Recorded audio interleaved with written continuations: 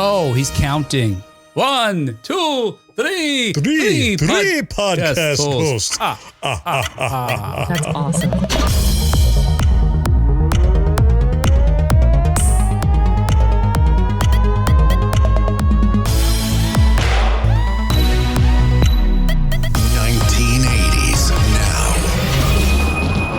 Smallish, but anyway. Hey, welcome back to another episode of 1980s Now, a weekly examination of the importance of 1980s pop culture and its influence today. My name is Will, and joining me, as always, are my friends and co-hosts, Kat and John. Hello, guys. Hi, guys. Hello. Are you feeling arrested at all from our whirlwind trip last week to RetroCon? No. No. Yes. In a theater class I had years ago, John, they referred to those as shadow gestures. When your body says something that contradicts your words, you go with the body. Yep. The body's the true one. So I feel like emotionally recharged because we hung out and had a great time together, but physically I feel drained. Mm-hmm. So I feel drained, not just because of the con, because I had to hit the ground running and I have a few things, busy things going on that have interfered with my sleep, but also I felt recharged there, and I immediately, upon leaving your guys' presence, was so drained. I was actually a little bit of a train wreck. No. I have to be honest. and I'm still working on that. Oh. So I'm still. Will, you and I are emotional ballast for Kat, and she was just was out of balance when she left. That's what happened. I was. It is amazing how, right? We talked about this before, and maybe this happens for non-performers. I can only think of this in a performance context, and this is kind of a performance of sorts. You keep it together. Your body keeps it together till the show's over, and then you fall apart.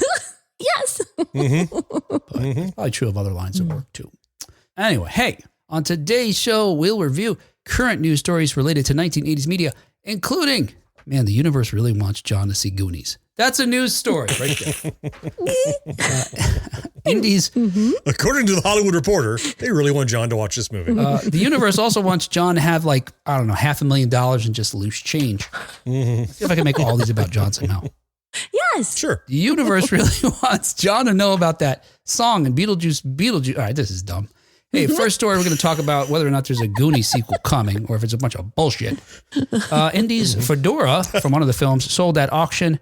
We're going to talk about the song that's featured in Beetlejuice, but no spoilers for the movie. In fact, it's not a big deal at all.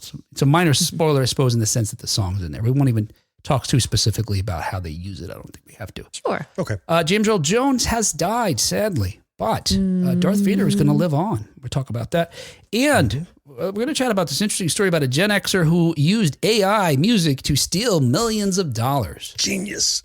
I got to tell you, when I read this story, because I think the article says something about him making it penny by penny, because on streaming you get a pittance per play. Yeah. It made me think of it was kind of an inverse Columbia House Records. And somehow he was sticking it to the man 1 penny at a time or something. Illegal but genius. We'll get to it. Hey, when you get done listening to this show, go check out John on his very own podcast and YouTube platforms, Gen X Grown Up. He's speaking of Gen X people who rip people off 1 penny at a time. That is my business model, actually. He's got to pay for those hats he's got on all the time. That's right. I have nearly 400 pennies already. Yeah, there you go. All right, hey, let's get started on 1980s.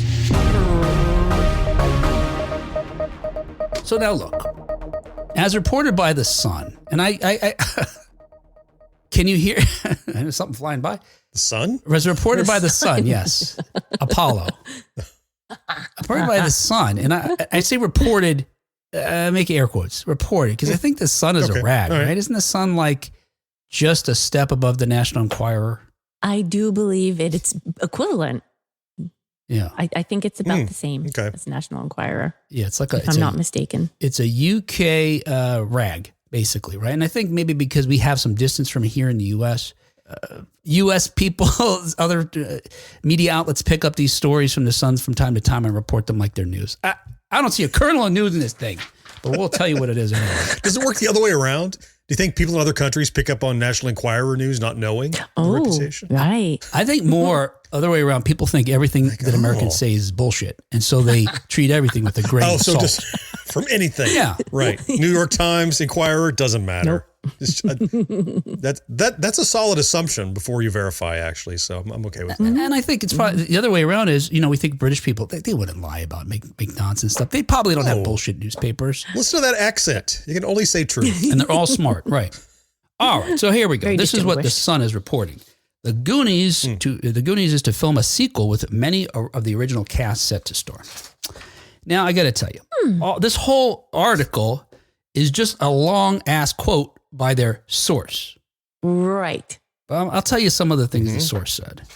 And you got to know now, if you're on the internet, this story's everywhere, and everybody's reporting it as if they found it in Deadline or the Hollywood Reporter or Variety, which is when they say it, we'll believe it.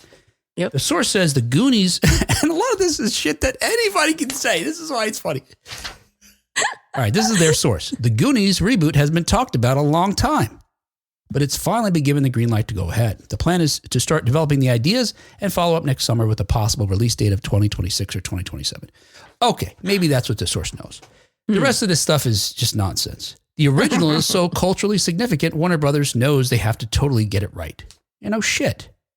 The team who are going to be starting work on the project are so excited. It's the early days, but the youth adventure market is on fire. So they want to capitalize on it. Stranger Things, I guess. That's youth adventure. They said a lot of nothing. I mean, What else anybody literally could say there's going to be a Goonies sequel and it's going to start filming next year. We've heard stories like that already. This is really frustrating me because knowing that we have this podcast, people have been sending me this story like they got a scoop. There's nothing in the article that is a declarative other than here's what we think is going to happen. Here's what the plan is. We expect to start doing something. And even if that's 100% true, that's 100% true for a lot of projects all the time, and they don't happen. So there's no reason to put a whole lot of credence in this. Even if you believe the source doesn't say, now in production. It says, here's what the plan is. We're excited to maybe start thinking about doing something maybe. It really doesn't. And plus they say reboot. I mean, it kind of contradicts itself because it's a reboot, but it has all these returning characters. That sounds like a Lego sequel to me, not a reboot. But Wait, were they calling it a reboot? Or a That's the sequel? first, yeah. They did in the article. Goonies reboot is how it starts off. My brain skipped right over that. This does sound like, John, we've talked about this before, Kat. AI could have written this if you said, tell me that the Goonies is coming out with another movie. Write me a press release for Goonies 2. We can talk about AI later this show, but yeah. Well, since John doesn't know, I'll tell John. John, this was a movie that was directed by Richard Donner. It came out in 1985. It's based on a story by Steven Spielberg, who also produced it. And it followed these treasure hunting kids who are trying to find a treasure to save their homes. And they live on the Goondocks, so hence they're referred to as the Goonies. All right. Wait, what? Yeah. The Goondocks. The Goondocks. That's where they called. I've never heard that data point ever. That's brand new information. Now, The Goondocks? their home is located near the shore where water is and docks and boats can be. He knows that, right? Because there's a fish, a dead fish on the porch. There's a fish on the porch. I know that much about the The Goonies. fish wouldn't have to travel much of a distance. And you wouldn't have to go He's hop right up there. and you wouldn't have to go very far to steal a boat either. It's right there because they're on the docks, so the Goondocks. Now it starred Sean Astin, Corey Feldman, Josh Brolin, Martha Plimpton. Who am I forgetting? Corey Haim, Carrie Kiwi Green, Kwan. and Kiwi Kwan. Yeah. Right. He was Lieutenant Commander Data, if I recall. That's right. Yes, that's exactly right. The most amazing crossover. And you may not know this, but Chris Columbus actually wrote it. He must have been really old by then. Yes, he was. But the water was right there in the docks. He just rolled right in, got off a ship. I got a script. The fresh salt air really preserved him over those He died immediately after that. hundreds of years. He died on the porch holding a script in one hand and a fish in the other. Now, Chris Columbus is a guy we can rely on with regard to. He's in the last couple. It's a few years ago, but Chris Columbus, he recalled after Donner's death that he talked to him about a possible sequel for the Goonies, and he says, "quote He called me and said, you know what we should do? We're going to get on my boat, smoke pot for 3 days, and come up with an idea for Goonies 2." This is from a Esquire magazine interview in 2021. I said to Dick, "Well, first of all, I don't smoke pot. But maybe if I come down, we'll have a couple of drinks together and sit on the boat. It never happened, and I regret that because I would drop everything to do that right now. The good news is he does drop acid, though, so still they can have a brainstorming session. Right. That's how they got that giant octopus in the first one. And then they cut it. So like, did you make this part on acid? You got to cut it.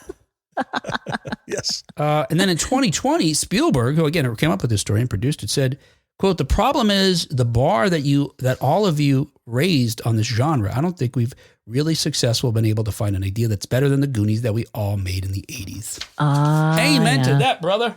Mm-hmm. We don't need more Goonies. There was a point. There was a time where I thought it would be cool to have the adults. Maybe this is what I thought was this is a cool notion. Maybe we talked about this before because we're all middle aged now. Gen X is middle aged. And we keep moving that goalpost, right? I mean, we're in the middle of we're going to have to be over 100 years old now at this point. I plan to live to 240, so middle age will be hundreds. The way I rationalize it so I don't feel like, scared that, well, if you do the real math, medical science is constantly evolving, much to the chagrin of James Cameron, who's trying to write a movie about how medical science is going to come back and kill us all. But I imagine it would be cool to see, and I'm trying to think of one offhand.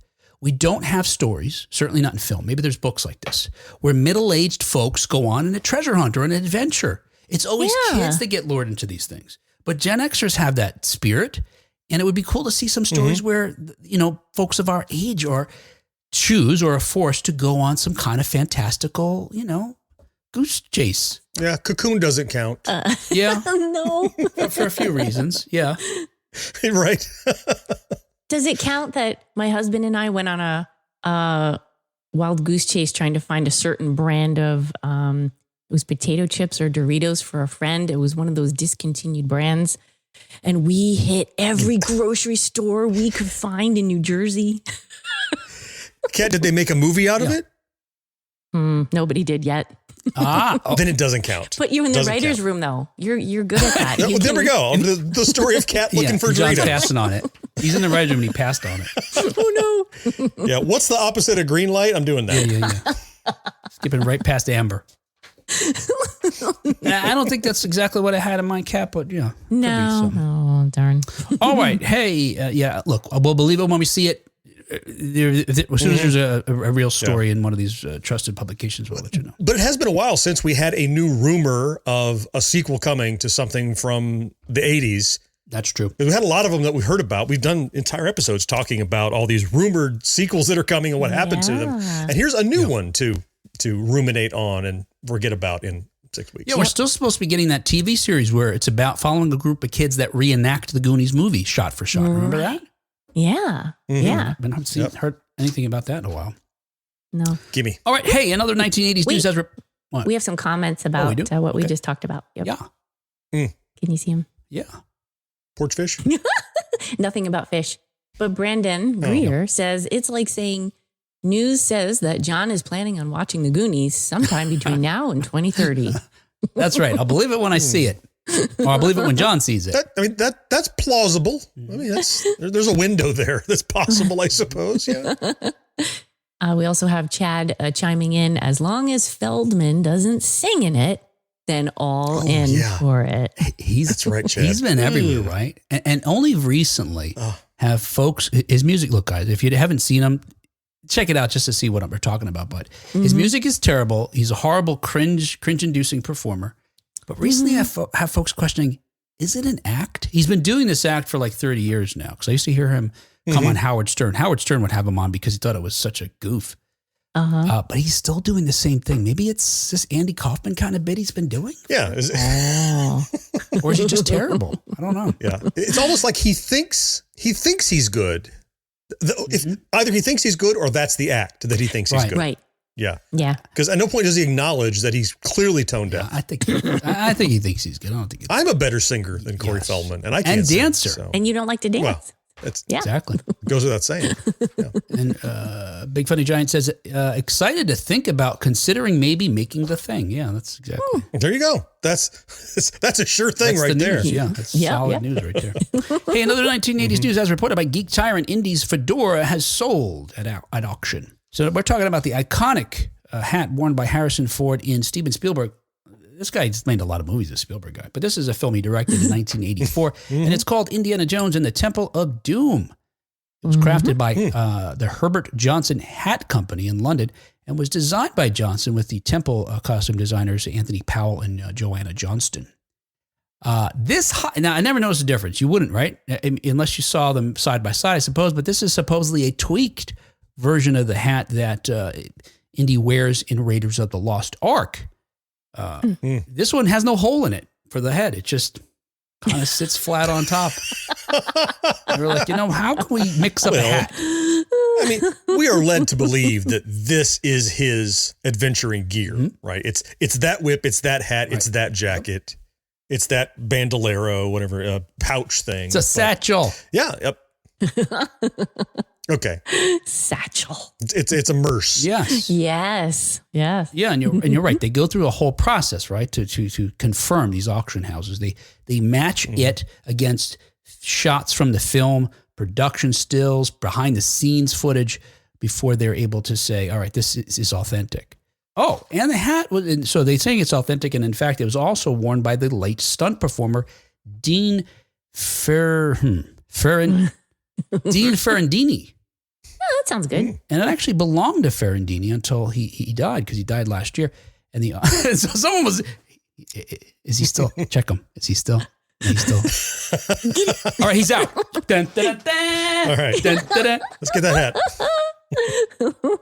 So Ferrandini had previously owned it. He died last year, and this auction is now taken place. According to the description in the catalog, it says, quote, the fedora is made out of sable-colored rabbit felt and features a dark brown ribbon and a leather sweatband that is notably stamped with the initials I.J. in gold. A feature applied specifically to the hats Herbert Johnson made for the 3 original installments of the Indiana Jones saga. And here comes the best part. Yeah, here's my favorite part of this hat. Keep going. Where the heck did it go? No, well, I'll tell you what it said. Yeah, my favorite part of the hat is that it had a little bit of makeup stain in the band. Yes. If I was buying that hat, I would be like, nobody touch this part. Yeah.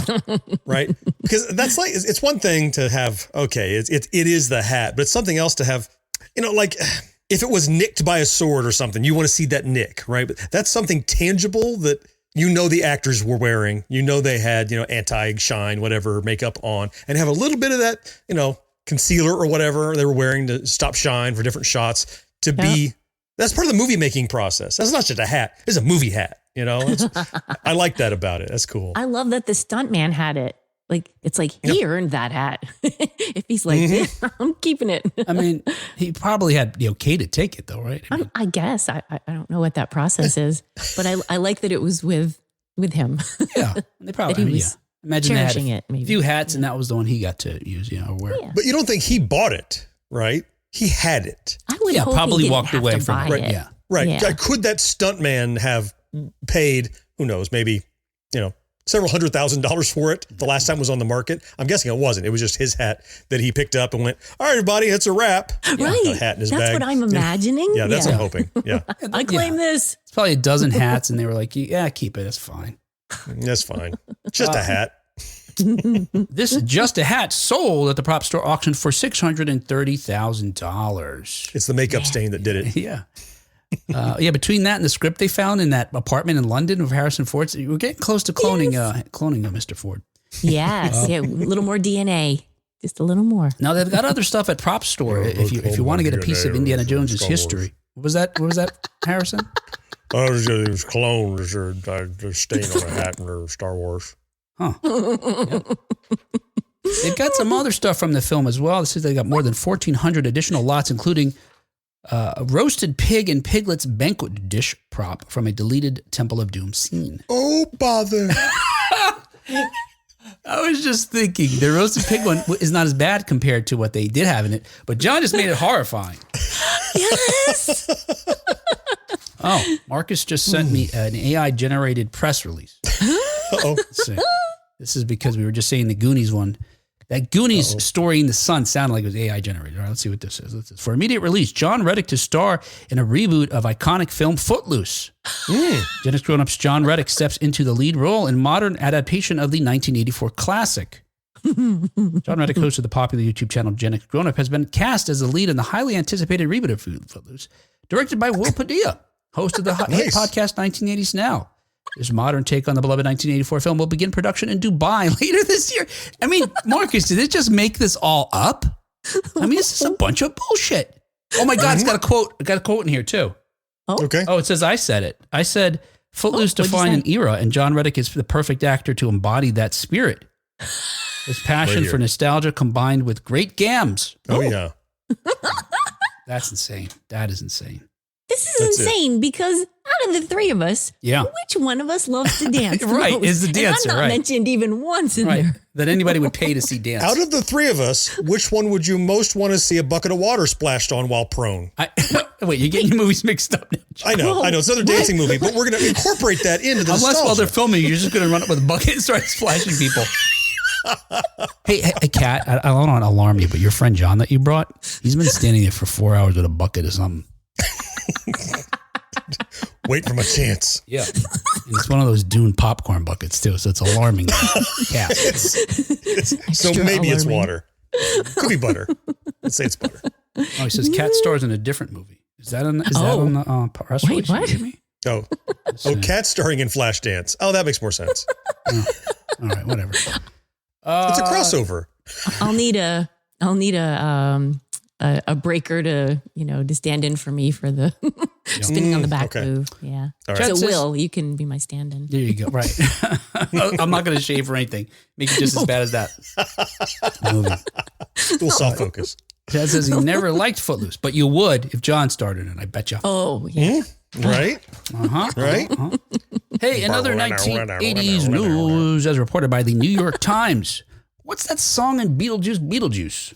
Mm-hmm. This is this is a very minor spoiler for Beetlejuice. It's tiny. Only in the sense that the song is used in the movie. We don't have to talk about what they do or what's happening. Or when it happens. Even though we could, because we watched it together on Saturday night. That was so fun. Right. And if somewhere on this in this our podcast feed, I'm sure there is a review, our discussion about that, our pre and post movie watching. So one familiar haunting song scores a pivotal, again, we're not going to say what it is, scene in the Beetlejuice sequel. And while without having seen the film, you'd think this is a weird choice. I think it's maybe more perfect than Harry Belafonte's Day-O in the first one, the 1988 movie. Yeah. And we're talking about the song MacArthur Park, MacArthur Park's melting in the dark. All the sweet green icing flowing down. Someone, Kat, I'm singing MacArthur Park.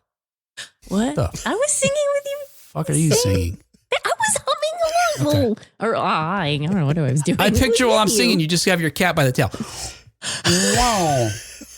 Look, I'm getting to I know my part. Feldman limitations. I wasn't singing. Someone left the. I said someone left the cat. Cat. Someone left the cake out in the rain. The cat out in the rain. And I don't think I can take it. I'm singing it so they don't mute it on YouTube. Because it took so long to make it. And this is the funniest line, right? And I'll never have that recipe again. All right, whatever. Yeah, it's MacArthur Park. So it's there's only one recipe for cake. You can get another one. This song, I want to talk about this. The whole song's ridiculous anyway. No, I know. If that's the one point I'm stuck on, yeah. Actually, there's a line about striped pants. Yes. Which I had never noticed before. So it's actually Cat. It's even more specific than that. All the sweet green icing flowing down. Yes. All right, again, look, you don't need to know what's happening in the scene, but a lot of these lyrics, they match with the visuals in the film. If you haven't seen it, you can imagine a cake related to Beetlejuice might involve striped pants and green icing, okay? And it's not a big stretch. And melting. Perchance, maybe so, sure. This song has fascinated me since I was a kid, because we heard it a lot in the 70s. It was on the radio a lot. And I never really thought to look into it until it was in Beetlejuice, and suddenly I was like, wait, I gotta know. What is it, John? Well, you know why you heard it a lot? Because it's a DJ dump song. Yeah. This is one of those that is long enough that a disc jockey can put it on, run to the bathroom, cop a squat, wipe, zip up, and get back before it's over. Mm-hmm. Fit a smoke in probably too. Yeah. Mm-hmm. Maybe so. Maybe so. That made it very popular. Therefore, you're going to hear it at least once per shift when the DJ needs a break. Wait, once per what? Shift. Oh, shift. Yeah. Shift. Once per shift. Right. Look, I didn't know this. It was written by the singer-songwriter Jimmy Webb in 1967, and it was actually inspired by a scene he had observed while occasionally visiting Los Angeles' MacArthur Park with his real-life high school sweetheart at the time. So it turns out in the late 60s there, after starring in the big screen adaptation of the Broadway musical Camelot, Richard Harris was really hungry to become a pop star. That's true. And as luck would have it, Harris met Webb at an anti-war fundraiser in Los Angeles in 1967. And he requested that he and Webb work together to make a record. Webb played him 30 potential songs, that could be hits that he believed. But it wasn't until he got to the bottom of the pile and shared with him MacArthur Park that Harris was really inspired.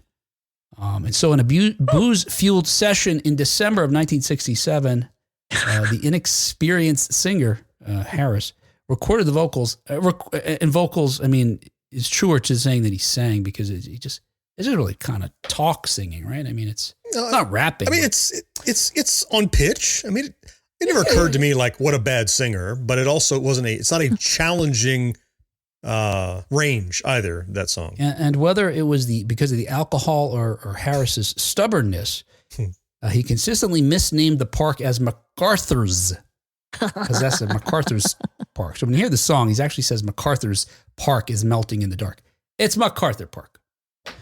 Anyway, it turned out that neither the confounding lyrics nor the running time of 7 minutes and 20 seconds were a barrier to chart success, because the song, which released ultimately in April of 1968, reached number 2 on the Billboard Hot 100 in the U.S. and number 4 on the British charts. In fact, so good that Webb earned a Grammy in 1969 for Best Arrangement Accompanying a Vocalist. Wow. If we have that award anymore. Anyway, in addition to giving DJs amount of time to do whatever they want, according to Webb, the Beatles producer George Martin told him that the group let Hey Jude run more than 7 minutes because of this song. Oh, yeah. Hey, if they can do it. And as for the girl who inspired it, though she broke Webb's heart at MacArthur Park in 1965 and went on to marry someone else, the relationship was short-lived, and she and Webb later lived together for 3 years. Now, if you're not familiar with the Harris version, you've probably heard the Donna Summer version, because that was more up. It wasn't upbeat in the sense that they changed the lyrics of the music. It just had a disco beat to it. It was shorter than the original version. Came out in the end of the 1970s, so nearly a decade later. And they actually play that version of the song during the credits. That's no big spoiler there. A bunch of people, and actually that song earned her first Grammy nomination. So wow, this song. The shorter one, there's no time to drop the kids at the pool. You've got to just right. That's a regular song, right? Drop. And a lot of people have covered it, and Weird Al parodied it. Parodied it. Parrots? Did you say parrots? Parodied it. Something about parrots. Squawk.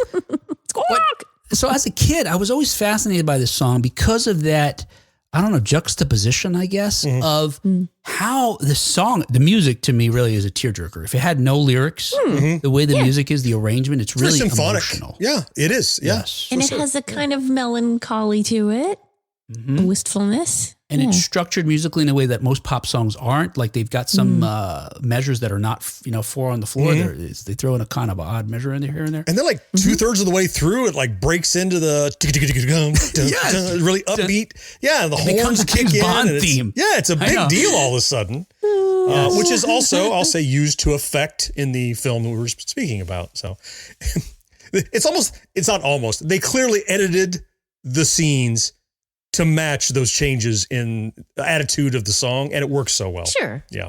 Right. Yeah. Having a song that quirky lent itself to a quirky sequel. And it's jangly sounding, like in the beginning, like there's a like piano or something happening that Tinkly. it kind of just has like a kind of a weirdness to it, or like a I don't know. It's just quirky sounding. Quirky in the beginning. Jangly is the best word I could come up with. Like Mr. Bojangly. Kind of reminds me of. Jangly sounding. Not squeaky. But as a kid, you can hear the lyrics. So it's just really, I don't know, emotional songs. This guy's really upset about what happened. But the fact that he's singing about a cake and that he'll never have that recipe of me making the cake, it confused me. Like, because I took lyrics literally when I was a kid. I didn't see them as metaphors or poetry. He must really be upset about losing this cake. Yeah. It's very bizarre to me. And he's an adult, I was like, what is this? A grown man crying about a cake? This is bizarre. And he lost the recipe. Yeah. Was that left out in the rain too? And the ink ran? Yeah. And even later when I tried to look for metaphor, I'm like, okay, what does this really mean? On a verse by verse basis, like you're like, oh, that must mean this. That must stand for loss, or this must stand for whatever. But there's not like a cohesive metaphor throughout the whole song because it kind of breaks down if you try to make it span the entirety of the song. I can't find like a solid metaphor that matches up the whole way through. It kind of jumps lanes a lot if you try to find that kind of meaning in it. Yeah, it's just the chorus that maybe you can derive the most sort of most of a message from. Yeah. Well, according to Webb, the lyrics aren't complicated. Per the liner notes for the Webb sessions, 1968 through 1969, he wrote, quote, "I see it as a relatively simple love song with some very sad imagery and about things passing away and never being the same again. I've always been amazed that people find that such a mystery," end quote. And the imagery that's described in there, because there's a lot of different images, including some of the ones that Kat mentioned, Webb told Newsday in 2014, reflects people, objects, and events he really saw at the park while meeting up with his girlfriend. And while Webb said they would eat a cake and leave it in the rain, that imagery is also a metaphor, he says, for, quote, losing a chapter of your life. Kind of a bummer. Yeah, now knowing it's about, and I heard him say elsewhere that it was like, I don't know if this is true, but that he and his girlfriend would meet in this park, and then she married someone else in the park, like they had the ceremony in the park. Right? That sounds devastating. So I heard a disconnect. He just said those are things he actually saw, and then he said, "Oh no, the cake is a metaphor." So did he or did he not see a literal cake in the rain? Because I read it both ways. Mm-hmm. No, he did. He did. He said he did. And then I think he decided to turn it into a symbol for something. Genius. For the loss. No songwriter has ever done that. That's great. Good. Like, yes. Like Unsurprisingly, too. I did not think about these lyrics when I was a kid. I was just hearing the song and the music. And this was a moment when we were watching the movie. I was like, whoa, because I just hadn't heard it in a while, and it transported me back to a younger time. I paid so little attention to the lyrics when I was younger that as I was watching the film, I'm like, did they rewrite these lyrics? Mm-hmm. Is that really what it used to say? I mean, it sounds right. Right. And I was like second guessing my memory because I never like knew this song. I'm just like, oh, that song is on, And so I'm listening now. Yes. And because now they're actually syncing up imagery to some of the things they're saying and like, is that really what he always said? And it is. Yeah, I thought the same thing. Some of it was too spot on. Mm-hmm. Like the green icing we mentioned. I was like, and I was like, it sounds like Richard Harris. And I really thought, I was like, did they get a stand-in or an AI? Because he's passed away years ago. Mm-hmm. That's so funny because I thought the same thing too. Yeah, like they because he was they're tweaking Dumbledore the and had to lyrics. replace him, right? Because wasn't he in Harry Potter? You mentioned that earlier, right? Yeah. He died after the first or second. Yeah. BFG says, all I could hear was Weird Al during that scene. Yep. His is what? Jurassic Park, right? All the dinosaurs are running wild. Someone left T-Rex out of his pen or let him out. Yeah. Do you know that one, Kat? No? I've heard it once or twice. Okay. I don't have it memorized, but very funny. Chad says, I saw the movie and that song seemed pretty long to me. Yeah, it is long. And I read about one of the reasons Burton chose it was because it was long enough to be under that scene. Yep. And like John says, they cut it up in a way that matches dramatically with it. Mm-hmm. Karen says, I just finished eating a slice of red velvet cake. Okay. Was it out in the rain? Was it all wet? That's, Just dip it in the sink? Oh, I guess this is a list that folks are contributing to the songs for DJs to take a break. Oh. Karen writes American Pie, Hotel California, Stairway to Heaven. Yes. Bohemian Rhapsody. Yep. Brandon adds Working Man by Rush. Well-known DJ dump tracks. Yep. Yeah. Dump tracks. I've never heard it referred to that before. Oh, really? No? Yeah. Yeah. It's a euphemism. Paging all retro hounds.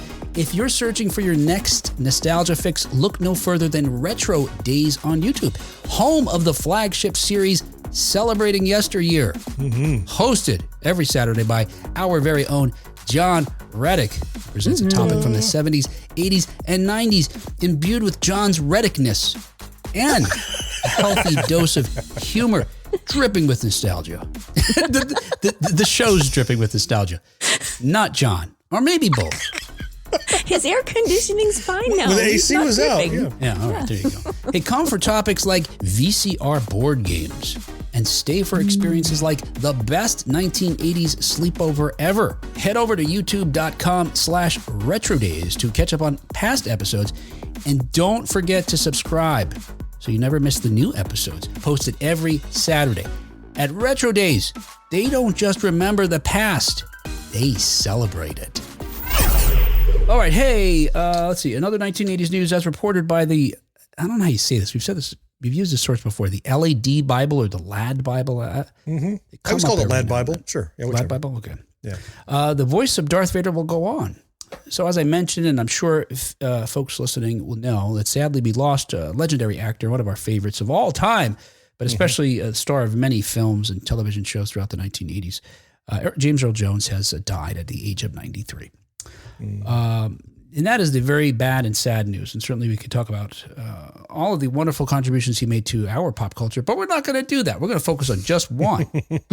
Because it turns out that his final screen credit came in 2022, and it was for providing the voice of Darth Vader, the villain that he helped create 45 years earlier. Jones's voice appears, and we talked about this when it happened. Jones' voice appears as the Sith Lord in the Obi-Wan Kenobi series. But even then, what we hear is actually the work of the Ukrainian company Respeecher, which is a company that uses AI and other tricks to, just much like deep fakes of faces, they deep fake your voice. And according to Vanity Fair, Jones acted as a, quote, benevolent godfather, end quote, during the AI recreation of his very notable sonorous speaking voice. Well, should Star Wars ever feel compelled to bring back Darth Vader, they can, and they probably will, let's face it. Oh, yeah. He's not going anywhere. Yeah. Because, look, and sadly, we've lost already, Sebastian Shaw, who played the face of Darth Vader when he's unmasked, David Prowse, who was the body for much of it, except for the fight scenes. And sadly, now we've lost the voice. Well, they've already had doubles filling in for the other things, and we know Hayden Christensen is now the face of Anakin Skywalker. But James Earl Jones also made a provision that allows Disney to recreate his voice in future incarnations of the villain. And I remember when we saw it, we talked about Obi-Wan. Wow. I mean, you didn't really know. Right.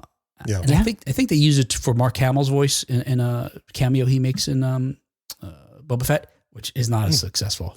But the Darth Vader one was spot on. Yeah. Now, they used it somewhat sparingly, luckily. It wasn't like long stretches of dialogue, so you didn't have time to really get used to what it sounded like maybe or pick it apart, but it didn't raise any red flags, certainly. Didn't hit that uncanny audio valley where it sounded like, is that it sounded great. Uncanny audio valley. Uncanny, yes. You know what I mean. Yes. Yeah? No. I didn't think it wasn't him. No, yeah. Yeah.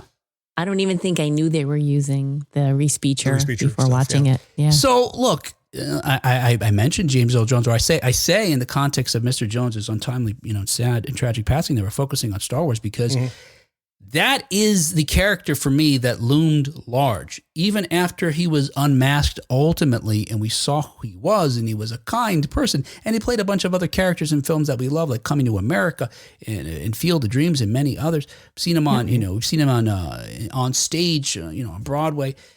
That he was Darth Vader was the most impactful thing to me. When I was a kid, I remember Darth Vader was the first villain I was scared of that I can recall.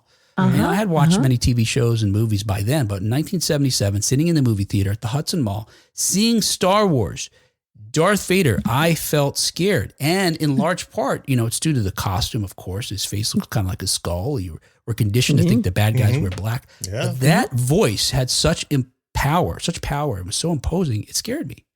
And in fact, that comes out in the summer of 77. It's in the fall of 77. At my grandmother's house, my Nana's house, we're there for Halloween to go trick-or-treating in Jersey City. To her home walks Darth Vader. And I nearly shit my pants. What? I was terrified.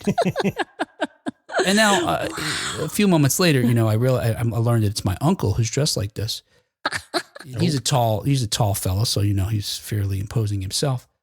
And now, a closer inspection, they realized he took like a motorcycle helmet and made like a thing. It looked like garbage, but he had like a black towel on. It wasn't even like a costume shop. It was like a bootleg roll your own kind of Vader costume. I don't remember. He had like but at first glance, he painted the Tupperware container black for the the chest piece. I don't remember. He had black underwear. I mean, we'll do the old DJ dump right and spontaneously. Anyway, so it made me think, were you guys terrified of Darth Vader? Maybe John was a little too old. Who was the first villain, fictional character that you remember scaring you? I cannot think of a specific character that I was scared of. Okay. The movie I was most scared of or horrified by was the Invasion of the Body Snatchers. Oh, yeah, that's a good one. And it was just like the vibe of the movie. Oh my gosh, it was terrible. But I can't remember feeling really scared of a specific character. I know he was supposed to be imposing and intimidating, Darth Vader, and I was aware of that, but I didn't feel scared. I just sort of was like, oh, all right, he's supposed to be scary. Right. Yeah. So maybe were you scared of Donald Sutherland at the end? He does that thing, and you realize he's one of them now too. Oh. No, maybe not. I don't remember the details enough. I blocked it out. I just remember turning around. I couldn't watch it anymore. Oh, Invasion of the Body Snatchers. That is not Star Wars. Yeah. Right. I can tell you, I came across it accidentally because growing up in Central Florida, I go to Disney a lot. My favorite ride, well, second favorite to Haunted Mansion, maybe my second favorite ride. Mr. Toad's Wild Ride. It's gone now. You can't ride that ride any longer. I just went on Mr. Toad's in California. It's in California still, but I've never been to Disneyland. That's the first time I'd ever been on it. I love that ride. Love it. Hey, go ahead. So what's your experience with Mr. Toad? Get back to me. Trip. God damn. I didn't. It's crazy. Yeah. I mean, it's messed up. You get hit by a train and you go to hell. Yes. It's fantastic. Judged by a demon. Yeah. Oh, yeah. Yes. And in your car, you have a steering wheel, but you're on a track. But I would spin the wheel because I would always drive. I loved that ride. But I didn't know what it was. They're like, Mr. Toad's Wild Ride. I'm like, what the fuck's a Mr. Toad? I mean, I've seen all the Disney characters. I don't know. And so I would implore people, and I want to know what it is. And there's no internet. You can't look it up. And finally, we find out, well, there's a movie.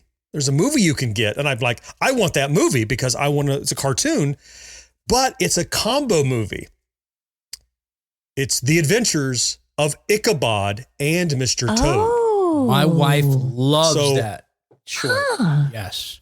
In my endeavor to learn more about the history of Mr. Toad, I was petrified by the Headless Horseman. Oh my goodness. Yes. Oh, I see. Yep. Right. I was there for the Toad, but the whole, the Legend of Sleepy Hollow, all of that.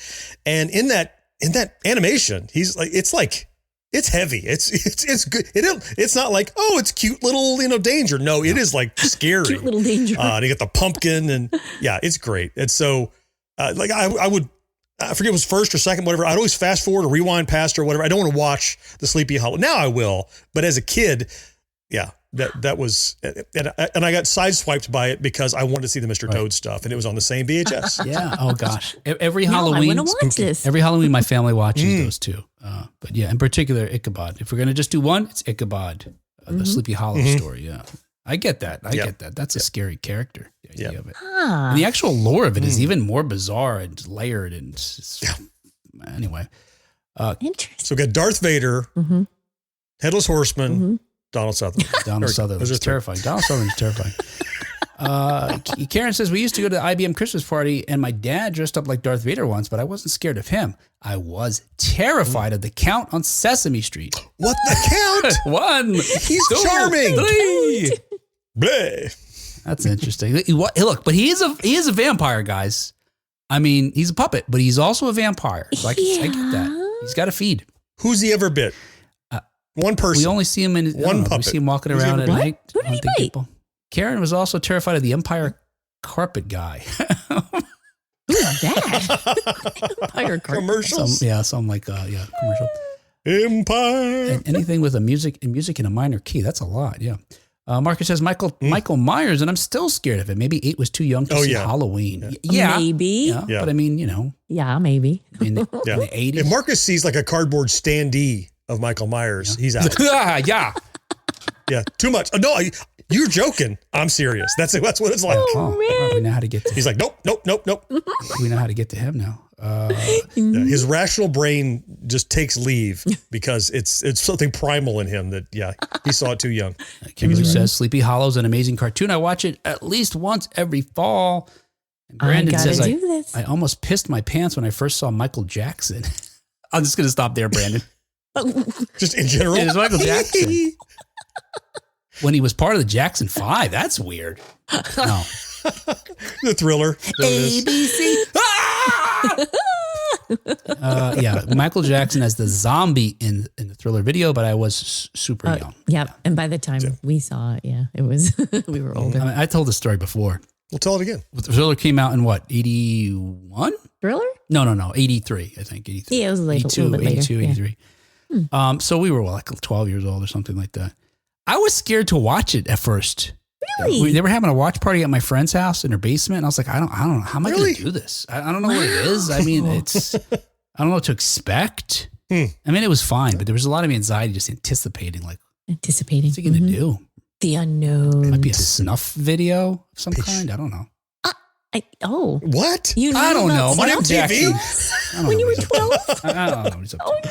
All right, anyway, back to James Earl Jones. Well, speaking of AI, it's certainly not the first time that Star Wars has used technology to recreate the likeness of a deceased performer.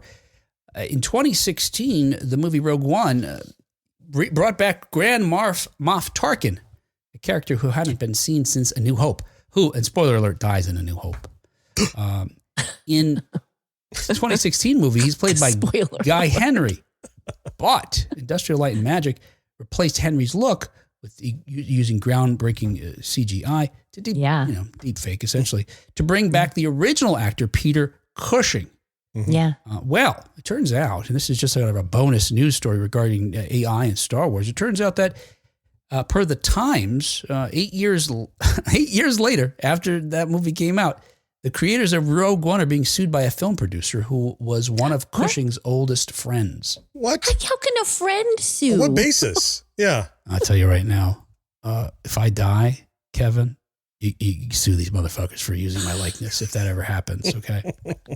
Yeah, does he have that in writing? Right. Well, here's how it works. I don't have any basis. Just do it. Just sue him. It's fine. So Kevin Francis claims that the actor agreed not to grant permission for anyone to reproduce his appearance through special effects without his authorization.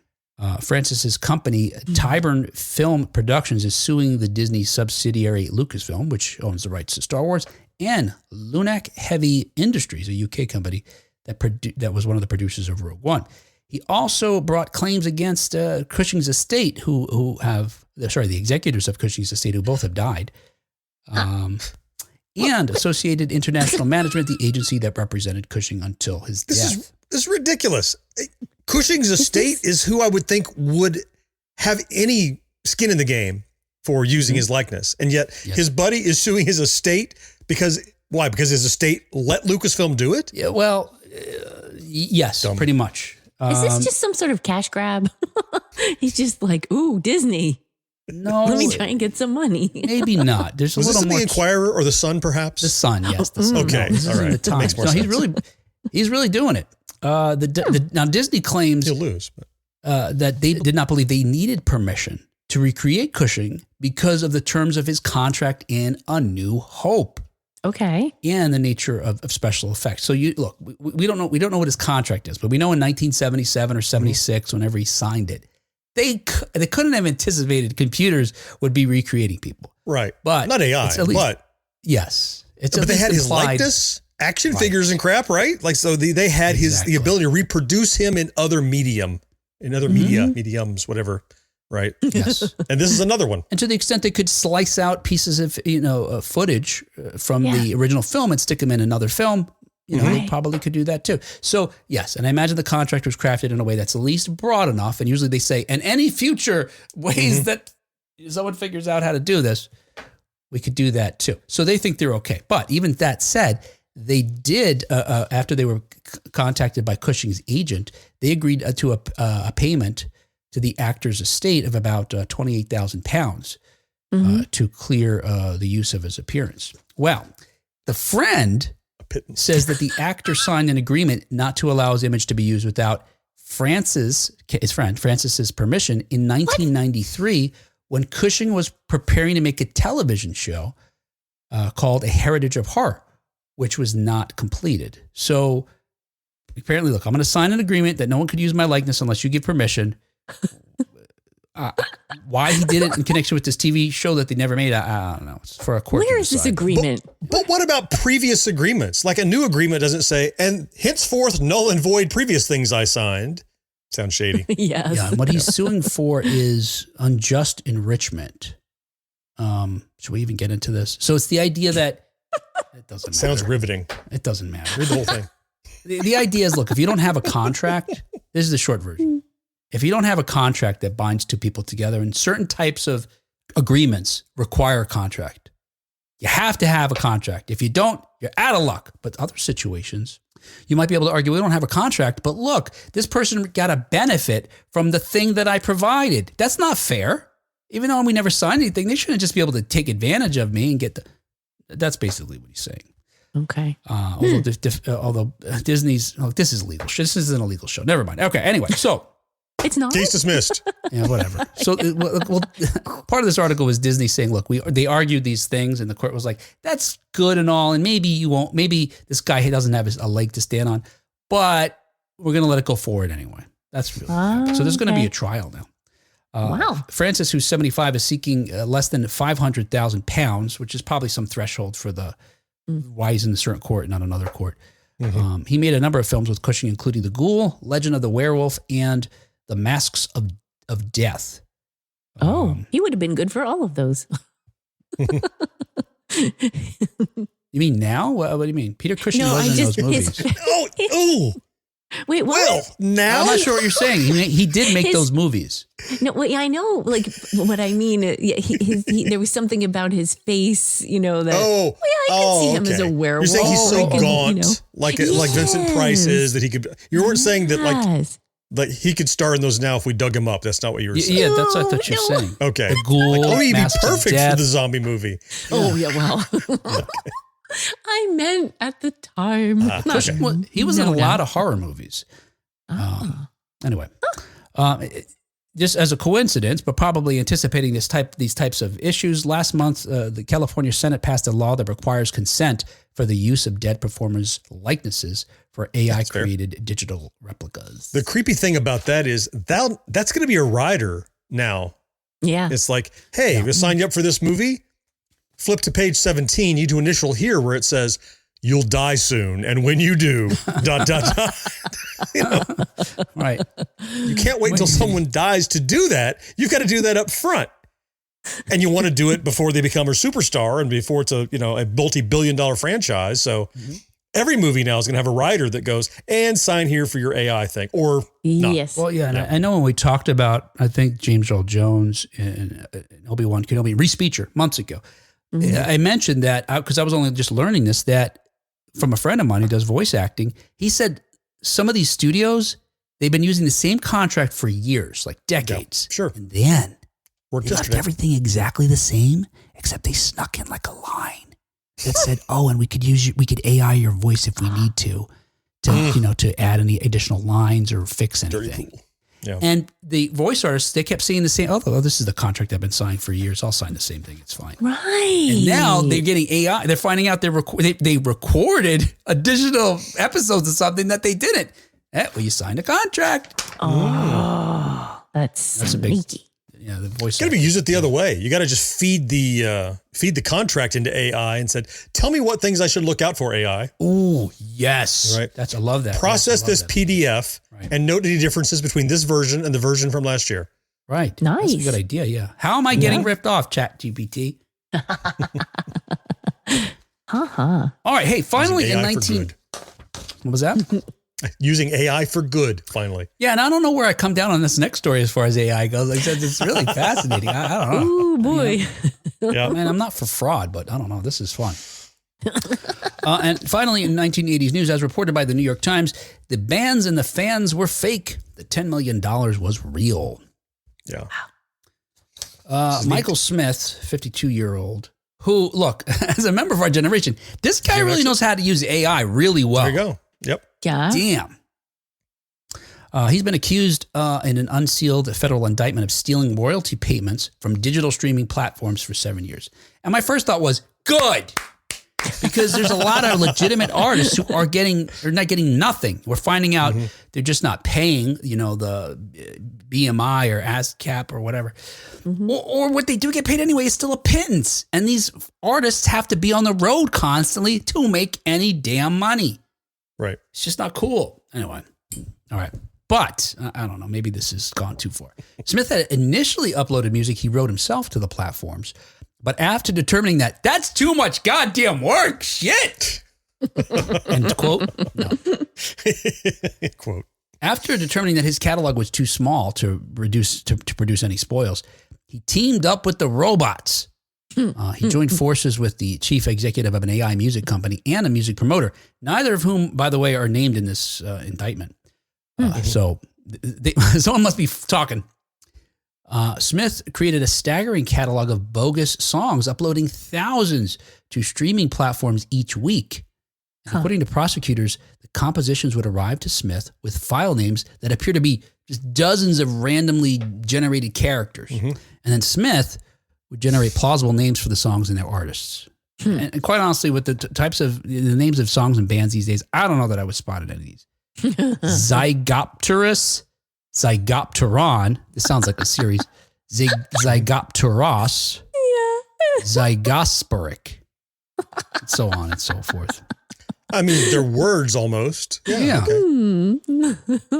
Yeah, and he also he gave the artists, the band's names were things like Callous Post, Calorie Screams, Calvinistic Dust. All right, there's a website generating band names, right? Oh, yeah. Right. Generate 3,000 band names, please. Yeah. Anyway, and then next, after he created these songs. Okay, I want to stop you here. I'm going to stop you here because I have a hypothesis Okay. that up to this point, he might be okay. Okay. Yeah. Making the songs, putting the songs out there. I think maybe up to there, and I know you can't copyright AI generated stuff, so maybe there's some gray area in there, but it was the most genius part he did next that got him in the most hot water. Yeah. Had he produced AI generated songs, and look, he's going for quantity, not quality. But if maybe he upped the quality enough or was clever enough to get organic listens, Yep. Yeah. Right. Something. Yeah. If people enjoy it, they're getting value out of it, they pay for it. What's the harm? Yeah. But he didn't do that. He knew the songs were garbage. So instead, he created as many as 10,000 fake streaming accounts using email addresses he had purchased online. Then he created software to stream his music on loops from different computers, giving the appearance of individual listeners tuning in from different places. Wow. And the bands that I mentioned that these songs that he uploaded were top performers on Amazon Music, Apple Music, and Spotify, according to the charges. So he's both the producer and the consumer, and it's the mechanism between those two that's then paying him off. Yeah. Because no one's getting value out of these. He's just getting paid for them. Yeah. I'm understanding this better now that, we're I'm listening and talking. When I read it, I was like, huh? What'd he do? I didn't understand. What? Where is the money coming from? Who? Right. But I get it. It'd be like now. if we set up accounts to download this podcast from multiple computers under multiple logins to boost our numbers. Right. Right. Right. But we don't get paid for that right now. Yeah, right. But if we did, that would be fraudulent, right? There were Yes. not actually real people. They were just our scripts that were actually doing the downloads. Right. And that would be fraudulent especially if you're making money for it, especially if you're getting paid. Yeah. Yep. BFG is a song name here that he's suggesting. Zygo Pixen Chicks did said she is I don't know how to say that. There we go. Is that band name?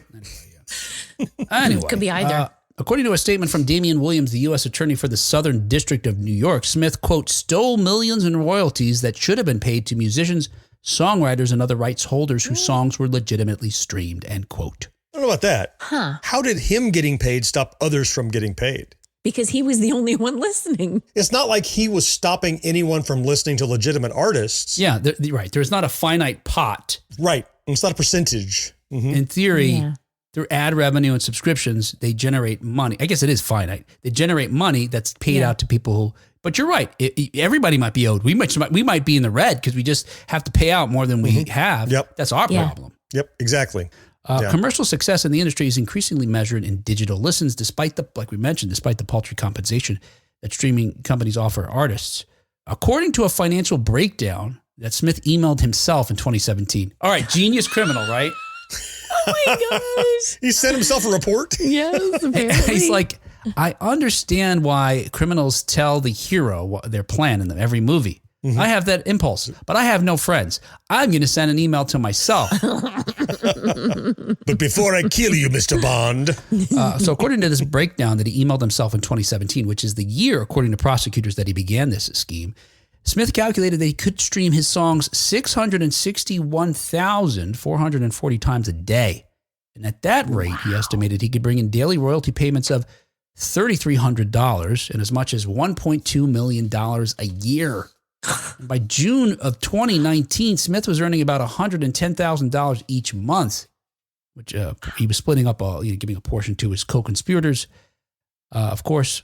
But he, in spite of that, in 2019, he said he had reached, in another email, this guy's got to shut up. In another email in February this year, he bragged that he had reached 4 billion streams and $12 million since 2019. So here's a puzzler. Now hearing you say all this in context. Yeah. He was making AI songs in 2017? Oh, wait a second. Yeah. Surely not. Right. He may have been making garbage songs in 2017. Yeah. But I mean, Yeah. AI wasn't doing it, Yeah, right? Yeah. And maybe it's not AI, certainly in the sense that we think of it as. Yeah. Maybe there was a computer program where you could generate. Right. Maybe it's just a series of bleeps and yeah. blips, like it's, it's electronica or something. yeah. But yeah, Right. AI wasn't making, make me a pop song that sounds like blah, blah, blah, like you can now. Yeah. Like Sonos, whatever that thing is called. Yeah. I have a clip of one of the garbage songs here. Listen Lay to it on this. us. Let's hear it. Sucks. It's terrible. Anybody who wrote this song, terrible. You What is it? are such a turkey. You're a fan of that garbage music? That's a Duran Duran song. Oh, you know what? You're right. I don't have one of their songs. Different person's shit music. Who would pay for that? Exactly.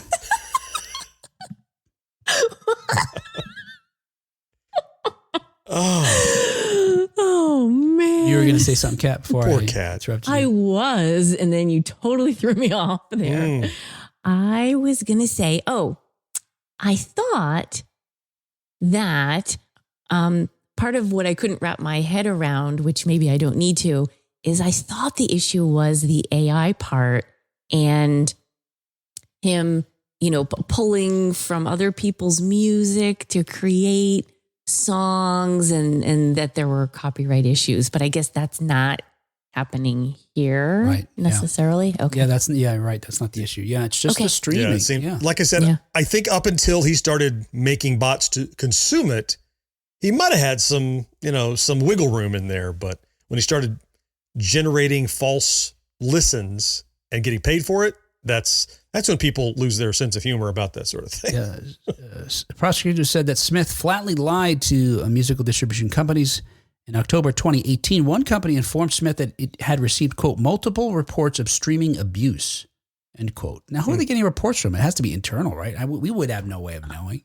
Unless somebody dropped a dime on them, which maybe by the co-conspirators not being named in the indictment might explain that. But what would their motivation be, except they thought the walls were closing in on them? My hypothesis really is that I'm sure that streamers are constantly working very hard to verify duplicate accounts so they don't have to double pay artists. So in that endeavor, they very well could have exposed like, wow, I mean, these are the same IP, but they're awfully close. And maybe, they got to be trying to find ways to save money. And perhaps he got caught in that net, maybe. That was my suspicion. Smith, the charges said, responded to the company with a strongly worded denial saying, quote, that's crazy. That's absolutely wrong and crazy. There's absolutely no fraud going on whatsoever. End quote. Strongly worded. If only emails had emotional content, right? That'd be great. And he did say those words, or write those words. So, it's all funny until you see what charges you're faced with, because he could get, because he's up on wire fraud and money laundering are the charges. And if convicted, he faces a maximum of 20 years in prison for each charge. Wow. And each charge would be, each song, it'd have to be, right? Everything's a violation. It's not, I murdered 5 people, we'll just call it one. It's, I feel like I do have a problem with him getting so much jail time for something, that's not a murder. Let's save the big jail time for people who are unsafe, but it is a lot of money. And it is the maximum is the 20 years. And he's already 50 something. So he's not going to turn, he's going to serve maybe 30 tops if he gets convicted. Yeah. Why? Because he signed that clause that said we can use his likeness after he dies for all of his films. Oh, there should be a film about this. Marcus says, if I wrote something to get 5,000 streams, wrote a software, to get 5,000 streams listening to Purple Rain in a loop, who gets paid and what law was broken? Huh. Yeah. I mean, look, like it's the thing for me is I automatically thought it's got to be terms of your agreement as a subscriber or in his instance, as a creator. Right. So when you sign up, you got to sign something, we always just check it as if we read it, but somewhere in there probably says, no bullshit. You can't fake things and whatever. You can't go stream your own music to get paid. Probably it says in there. Yeah. And even if it didn't, it would still be a crime, I suppose, because, you don't need a specific contract to say what fraud is. And so if you trick somebody to paying you for something that wasn't really, let's say, purchased or, earned, that's fraud. Yeah, that does sound like a good definition for fraud.